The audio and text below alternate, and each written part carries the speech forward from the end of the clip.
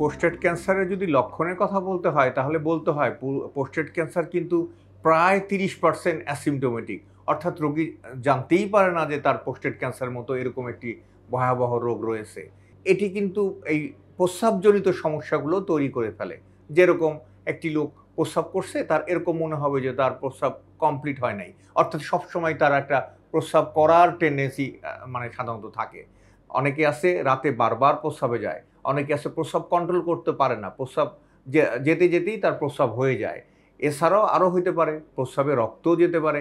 এমনকি কারো ক্ষেত্রে প্রস্রাবে বীর্য পর্যন্ত যেয়ে থাকে। সেটিও একটি লক্ষণ। এবং এই লক্ষণগুলো আসলে যখন প্রোস্টেটের রোগটা, ক্যান্সারটা প্রোস্টেটেই সীমাবদ্ধ থাকে, তখন কিন্তু এই অসুবিধাগুলো, অর্থাৎ এই যে প্রস্রাবের আ সমস্যার কথা আমি বলছি, এগুলোর মধ্যেই সীমাবদ্ধ থাকে। আর প্রোস্টেট ক্যান্সার কিন্তু অনেক ক্ষেত্রেই এটি অন্য জায়গায় চলে যায় থাকে, যেটি স্পেশালি হাড্ডি। আমরা যদি অনেক রোগীরই পেয়ে থাকি যারা ১ম প্রেজেন্টেশনটাই হচ্ছে তার হাড্ডিতে ব্যথা।